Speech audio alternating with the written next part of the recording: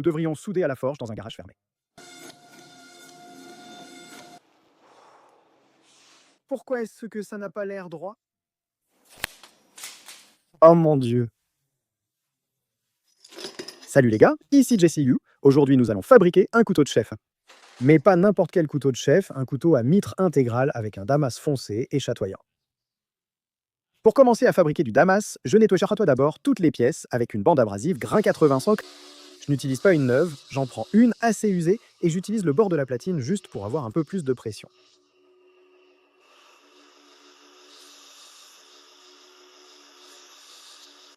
Comme je l'ai mentionné auparavant, je veux réaliser un damas super sombre et chatoyant, donc je fais 2 couches de 1084 et une couche de 15N20, puis je répète jusqu'à avoir un total de 25 couches. Je remplace ici mon fil métal inerte gaz FlexCore. En fait, je n'avais plus du tout de fil Lincoln d'origine, alors je suis allé chez Harbor Freight et j'ai acheté du fil fourré Vulcan, et il fonctionne bien mieux que le fil Lincoln. J'ai eu l'impression d'utiliser un poste à souder métal Inergas classique, sans aucune projection. Ce n'est peut-être pas très facile à voir, mais si vous avez des critiques sur ma soudure, mettez-les dans les commentaires. Je lirai vos commentaires et améliorerai ma soudure en conséquence.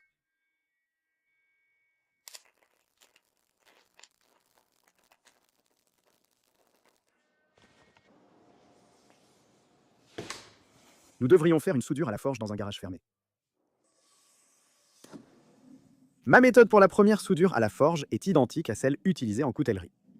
Je plonge tout le lingot dans de l'huile de trempe, puis je le mets directement dans la forge chaude et je le laisse brûler pour obtenir cette belle couche protectrice de suie.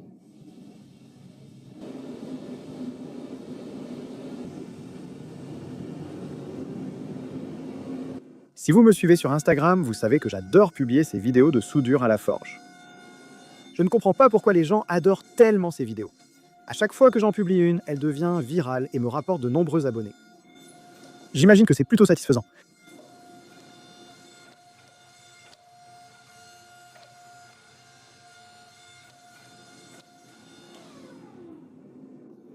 Je brosse les écailles non seulement pour l'effet théâtral, mais aussi pour voir le contraste de couleurs entre les différents joueurs. Un contraste élevé peut indiquer une mauvaise soudure à la forge. Si je le détecte maintenant, je peux encore la corriger.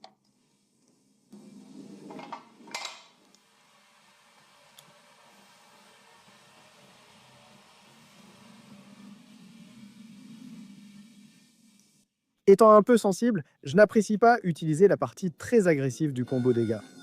C'est peut-être à cause des gens qui déchirent un an leur lopin dans Forged in Fire en utilisant la partie agressive des matrices, je ne sais pas pourquoi. Et j'ai aussi constaté que je peux le forger tout aussi rapidement en utilisant le côté plat. Je ne les ai jamais utilisés, je les utilise ici juste pour montrer que j'en suis capable.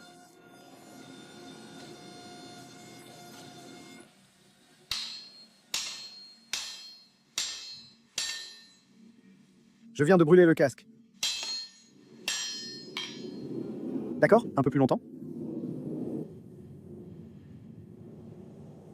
Il est difficile de croire que l'extérieur du garage est 20 degrés Celsius plus frais que l'intérieur.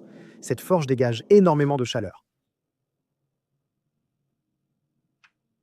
Pour mettre en valeur le motif chatoyant, je vais découper cette barre de 60 cm en 6 morceaux, puis les empiler et les souder en un bloc unique afin d'avoir plus de couches. Cela me laissera avec 150 couches de damas à fort contraste.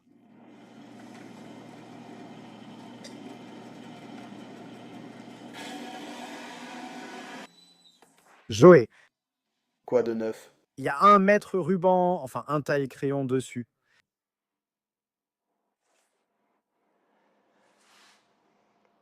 Et j'ai eu ça gratuitement. 15,8. 7,9.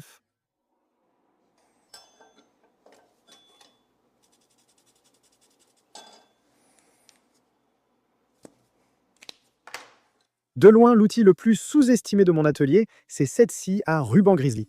Je l'ai achetée sur Facebook Marketplace pour environ la moitié du prix neuf et elle fonctionne comme une championne. L'une des choses drôles à propos de cette scie à ruban, c'est que le liquide de refroidissement est censé être blanc et il commence comme une sorte de colle, mais quand j'ai eu la scie, il était marron foncé. Ici, j'utilise une autre bande abrasive usée de grain 80 pour nettoyer et aplanir les surfaces. Elles n'ont pas besoin d'être parfaitement plates, mais c'est un bon objectif à viser.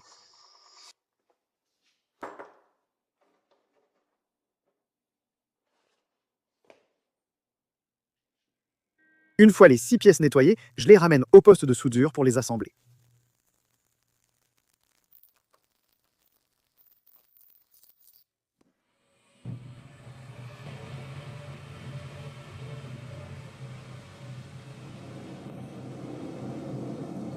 La poudre blanche que vous me voyez saupoudrer sur le lopin n'est ni du sel, ni du sucre, ni de la farine.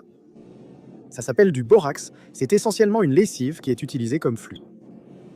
Le borax a plusieurs usages, notamment pour renforcer les soudures à la forge.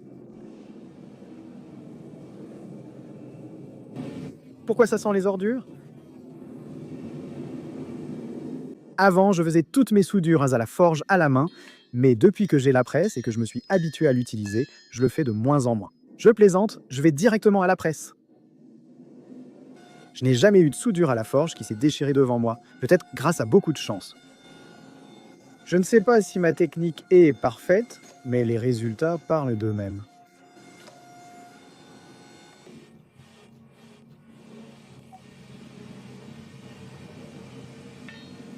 Ça a l'air bien. Il faut environ 4 pouces cubes de matériaux pour fabriquer un couteau de chef intégral. J'ai forgé le lopin jusqu'à environ 1 pouce d'épaisseur, 2 pouces de large et au moins 6 pouces de long pour le couper en 3 morceaux et obtenir 3 couteaux de chef intégraux.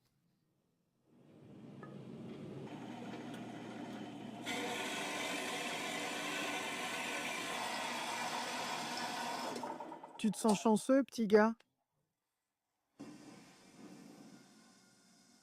Après avoir découpé mes 4 cubes de matière, la première étape est d'isoler la garde et la soie. Je fais ça avec les 2 matrices séparées sur la presse de forge.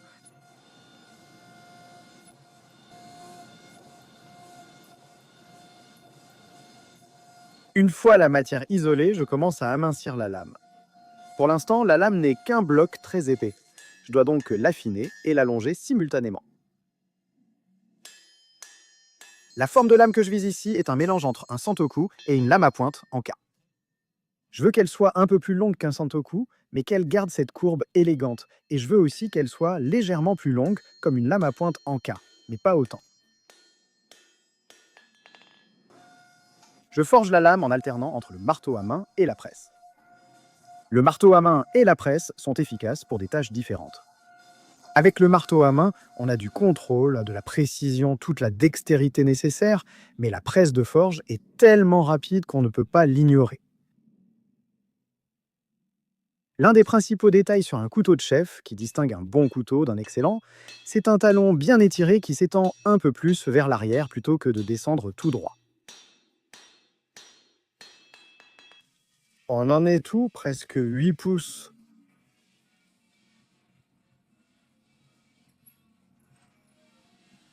Après avoir obtenu la forme de la lame, je l'emmène à la presse et j'isole la matière pour la soie, car la mitre à tout est déjà isolée.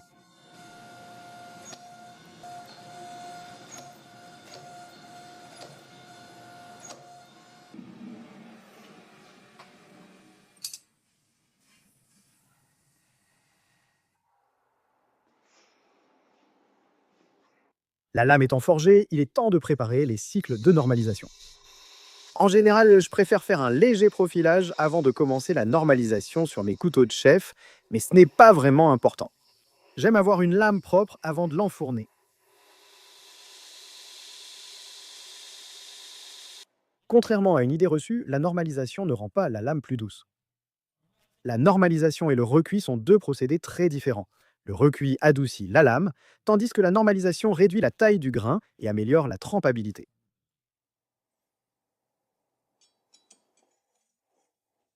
Je fais 3 cycles de normalisation pour ce couteau de chef. Je commence à 1650, je descends à 1500, puis je descends à 1350.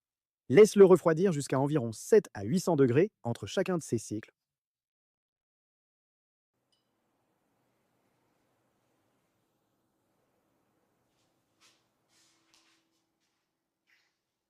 Une fois que la lame est complètement normalisée, je la porte à la meuleuse et je commence à enlever une quantité excessive de matière. Je veux voir du métal propre sur toute la lame.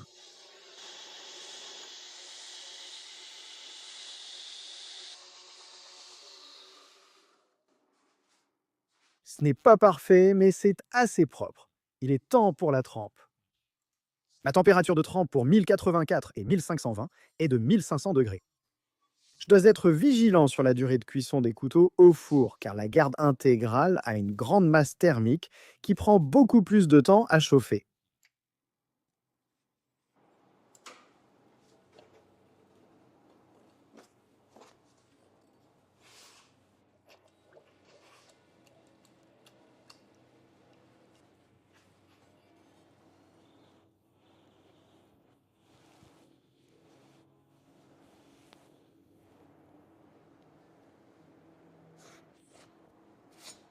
J'ai finalement décidé de m'offrir une belle surface plate en granit et un comparateur de hauteur.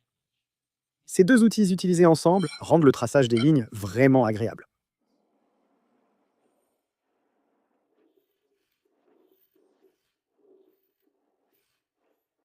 La raison pour laquelle je traçais des lignes sur la soie, c'est qu'en sortant de la forge, cette soie est vraiment épaisse. Je prévois toujours trop de matière, donc je dois ensuite tout enlever à la meule. Ce n'est pas un problème car j'ai une excellente meuleuse et des abrasifs très tranchants. Mais ça prend quand même beaucoup de temps et j'aimerais vraiment arrêter de me donner autant de matière à travailler.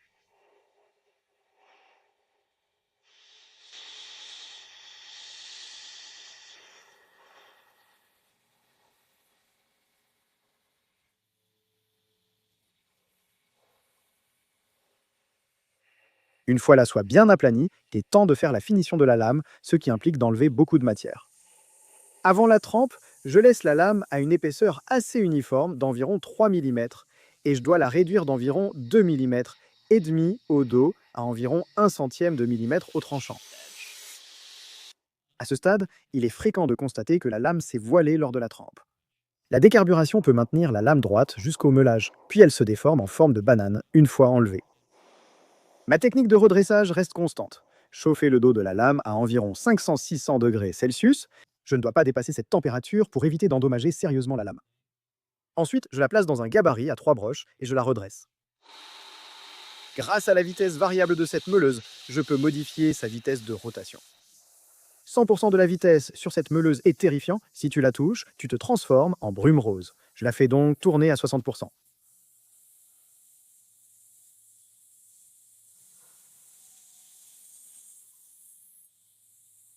Je sais ce que tu vas dire, les crocs ne sont-elles pas un peu dangereuses à porter dans l'atelier? Les crocs sont des chaussures à bout fermé. Impossible de me convaincre du contraire.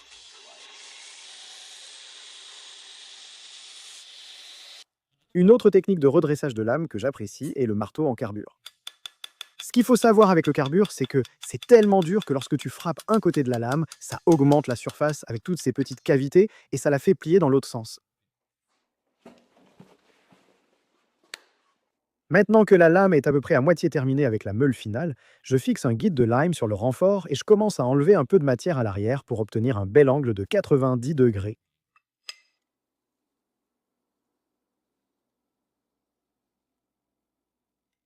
Le guide de lime que j'utilise, je l'ai acheté au Blade Show. Ce casque de Nordic Edge est très ouvert, idéal pour meuler les renforts intégraux. Fabriqué en acier inoxydable, il résiste à l'humidité sans souci. Un autre avantage de ce guide de lime est ses bases en carbure très plates, me permettant de le poser directement sur la bande sans qu'elle ne le touche.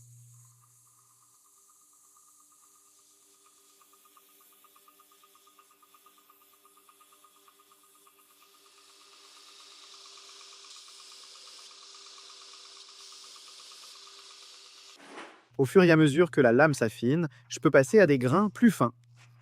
Passer à des grains plus fins n'est pas obligatoire, mais cela facilitera grandement le ponçage manuel. Ici, je passe à un grain de 120, puis après 120, je passerai à 220, puis à 400.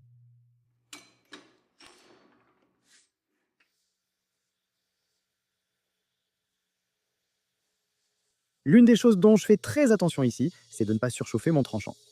Le tranchant en ce moment fait environ 5 à 10 millièmes de pouce d'épaisseur, et s'il dépasse les 400 degrés, la lame est pratiquement fichue. Le centre est à 2 millièmes. La pointe est à 7 millièmes. D'accord, égalisons ça.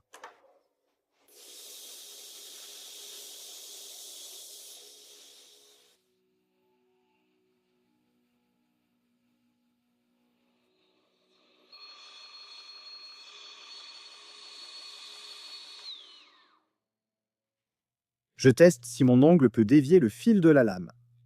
Si la lame se dévie et revient à sa position initiale, cela signifie que mon traitement thermique est optimal et que le tranchant est suffisamment fin. Il est maintenant temps de poncer manuellement. Pour le ponçage à la main, j'ai suivi le même procédé que pour le Q-Cri. Je commence par poncer avec du grain 150 en rayure de parallèle, puis je passe au grain 400 en diagonale et termine avec du grain 600 en rayure parallèle. Je dois aussi faire très attention en ponçant à la main l'avant des garde-mains intégrés. C'est là que se fait la transition entre le manche et la lame, et si ça a un mauvais aspect ou que ce n'est pas confortable, ça gâche vraiment toute la pièce. Je suppose que ça ne ferait pas de mal de parler de ce que je regarde sur mon iPad quand je ponce à la main.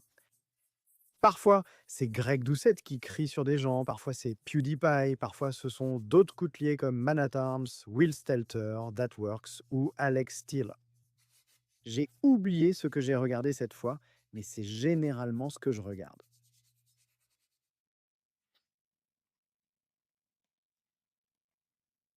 J'aime poncer à la main, car lorsque je vaporise la bouteille, de petits fractales apparaissent parfois si je laisse les oxydes précédents sur la lame.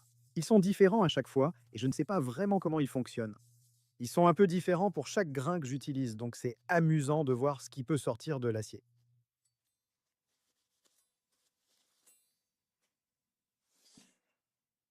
Maintenant que la lame est poncée à la main jusqu'à 600 grains, je l'enroule dans un chiffon bleu et du ruban de masquage vert.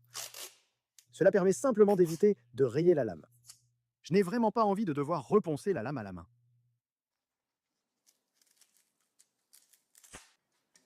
En fait, c'est 45 $. Autant me donner plus de blocs. Pour le manche du couteau de chef, je vais utiliser une loupe d'érable stabilisée, teintée en bleu très foncé. Ce n'est clairement pas le genre de bois que j'utilise d'habitude. Normalement, j'utiliserais un bloc de Gigi ou un bloc de bois noir, mais j'ai trouvé ce bloc au Blade Show chez Point et il a vraiment l'air super cool, alors j'ai voulu l'intégrer à cette pièce.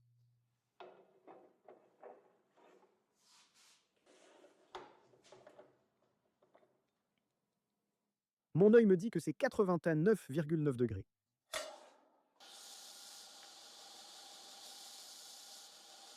Je vérifie si l'avant de mon bloc est parfaitement d'équerre. Je dois tailler une rainure au centre et l'ajuster à l'arrière de la mitre. Commencer avec un angle de 90 degrés facilitera les choses.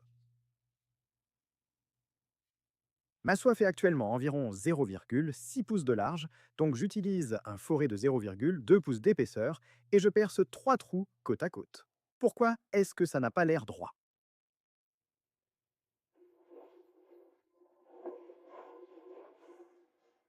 Avant de percer les trous, j'ai vérifié les bonnes vitesses de perçage pour éviter de fendre le bloc, car je n'en ai pas d'autre. Si je le fends, je devrais changer complètement de matériau pour le manche et je veux réussir du premier coup.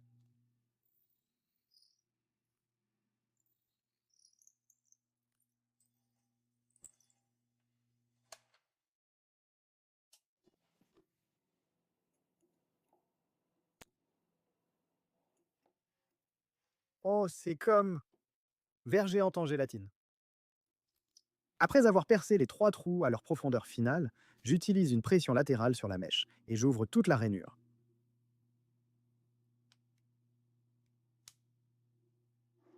Il est temps d'utiliser des broches maison et une broche Black Dragon Forge pour élargir cette rainure pour la soie.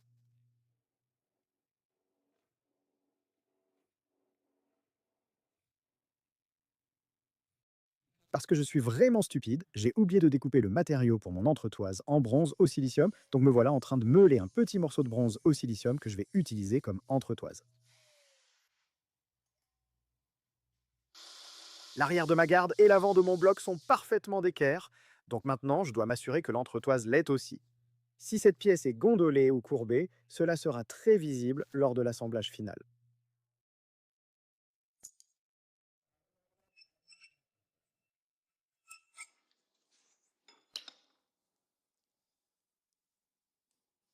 Cela peut paraître étrange, mais je n'ai pas beaucoup d'expérience dans la fabrication d'entretoises, la découpe de fentes et la réalisation de couteaux à soie cachée. Presque tous mes couteaux créés jusqu'à il y a environ un an étaient des couteaux à soie pleine. Un couteau à soie pleine utilise essentiellement deux plaquettes et un tas de rivets. Beaucoup pensent que fabriquer un couteau à soie pleine est plus difficile qu'une soie cachée, contrairement à ce que j'ai toujours cru. Beaucoup ont commencé par fabriquer des couteaux à soie cachés avant de progresser vers des couteaux à soie pleine.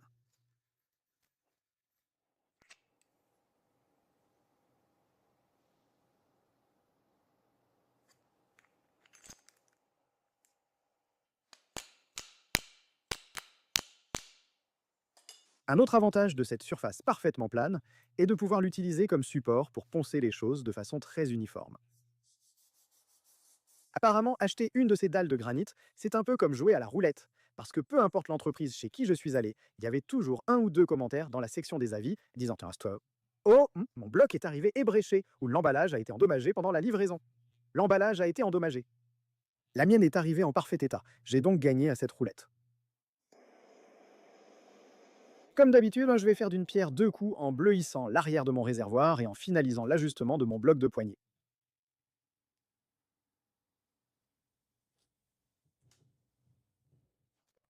Allez, on y va.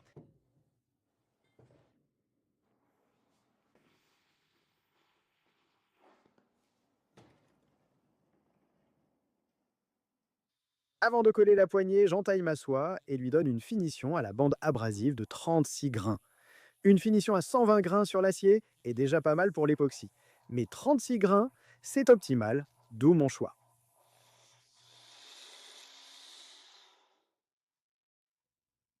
Et j'essaie, quel couteau utilises-tu? Oh, je suis content que tu demandes.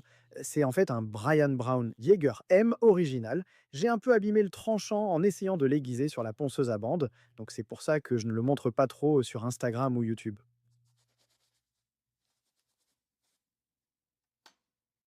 J'utilise la même époxy que la dernière fois. J'utilise une époxy Marine West System à 24 heures. Comme mentionné, ça ne m'a jamais fait défaut et je ne m'attends pas à ce que ça arrive bientôt.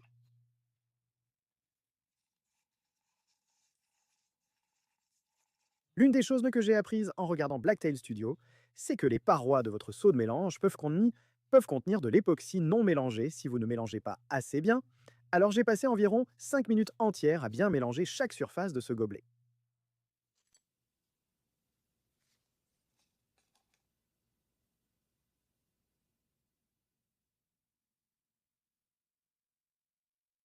Pour vous rassurer, oui, j'ai bien un seau qui récupère cette époxy. Je sais que j'en gaspille beaucoup, mais à chaque fois que vous préparez cette époxy West System à 24 heures, il faut faire une pompe entière. Et le truc, c'est que fabriquer un manche de couteau ne demande pas autant d'époxy que ça, donc il y aura toujours un peu de gaspillage.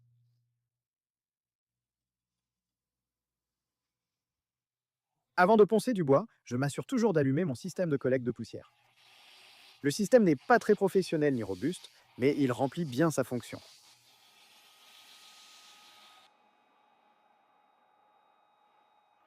Mon objectif futur est d'installer un système de collecte de poussière pour l'atelier entier. Pour l'instant, il ne sert qu'à ces deux meuleuses, donc chaque utilisation de ma scie à ruban fait pleuvoir de la poussière partout.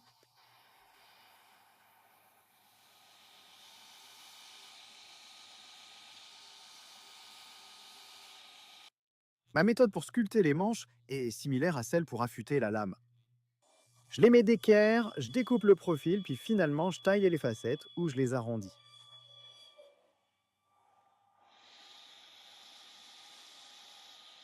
Ma forme de manche favorite pour mes couteaux de chef est le cowboy japonais. Le cowboy japonais, je l'ai vu pour la première fois réalisé par Mareko Momasi. Je ne sais pas si c'est l'inventeur de ce style, mais c'est de lui que je l'ai appris.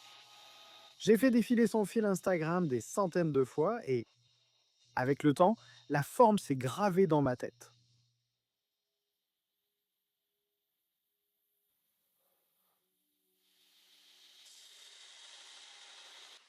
Je vais préparer ça à l'avance. Je pose mon support ici pour que l'aluminium absorbe la chaleur au cas où il deviendrait trop chaud. J'ai récemment arrêté de faire principalement des mancherons pour passer à des manches principalement facettées. Je ne pense pas forcément que les manches facettées soient ni plus confortables. Je crois que c'est plus difficile à faire ainsi, ce qui me permet de mieux démontrer mes aptitudes.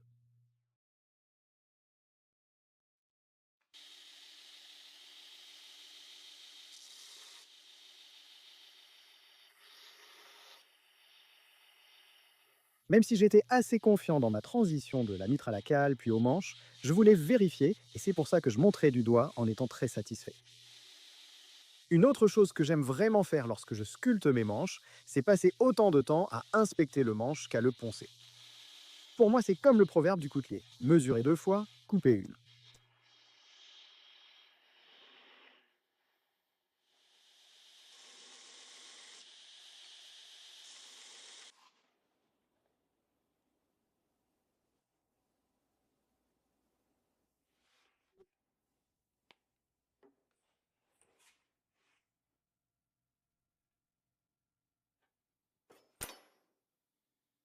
Je suis intelligent.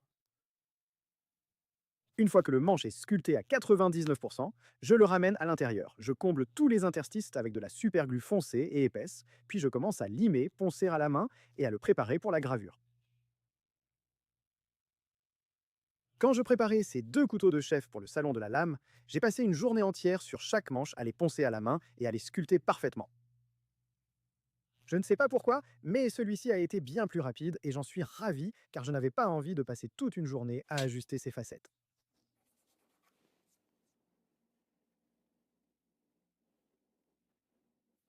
Une autre chose à propos du ponçage manuel du bois, c'est que même si ça va beaucoup plus vite, on peut quand même voir parfaitement les rayures après le polissage. Donc c'est vraiment très important de monter tout le manche jusqu'à un certain grain avant de passer au grain suivant. Une fois que le manche est entièrement poncé à la main jusqu'au grain 600, y compris la mitre, je décide qu'il est temps de graver ma marque de fabricant. J'utilise la même formule que la dernière fois. Je fais 1 minute et 30 secondes de gravure à 2 sur 5 en puissance. Et je me suis pris un nouveau coton-tige parce que l'ancien commençait à devenir un peu croûteux.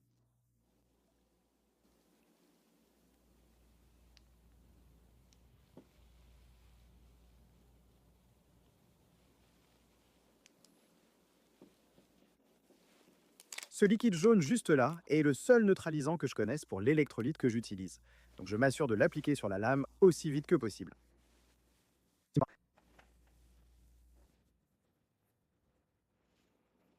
J'ai décidé de noircir la marque de fabricant de ce couteau, ce que je ne fais pas d'habitude.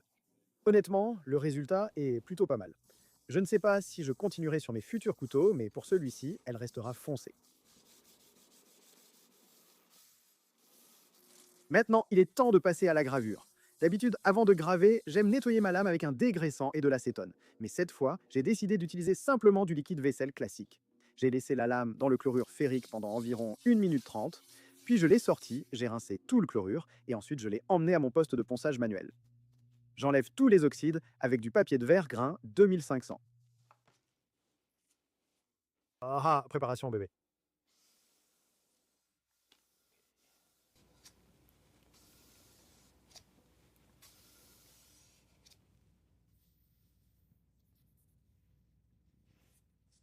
Je ne veux pas trop graver ça.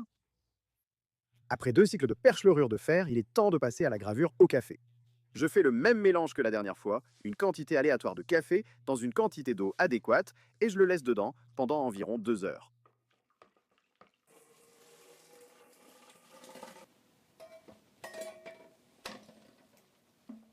Très bien, ça fait 2 heures.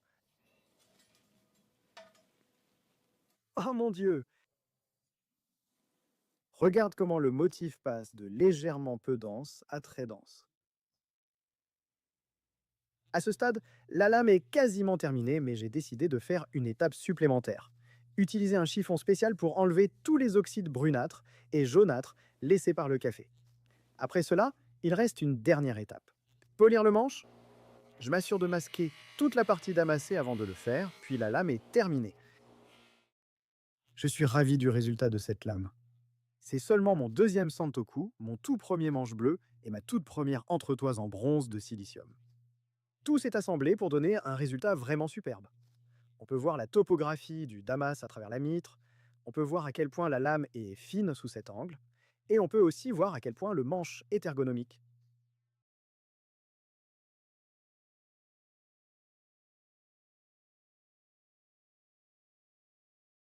Personnellement, je ne sais pas tout à leur sujet, mais si je devais choisir, je dirais que je pensais vraiment que c'était naturel et Les plans de coupe étant terminés, il est temps d'aiguiser la lame. Le tranchant est quasiment à zéro. pas vraiment aiguisé, mais très fin, donc je n'utilise pas de pierre à aiguiser de 400 ou 800 grains. Je passe directement à une pierre à eau Chaussera de 3000 grains.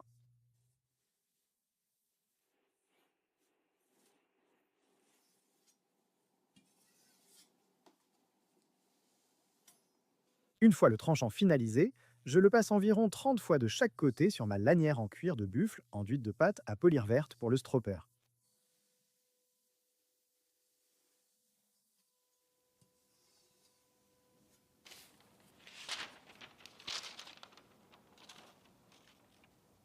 Il tient.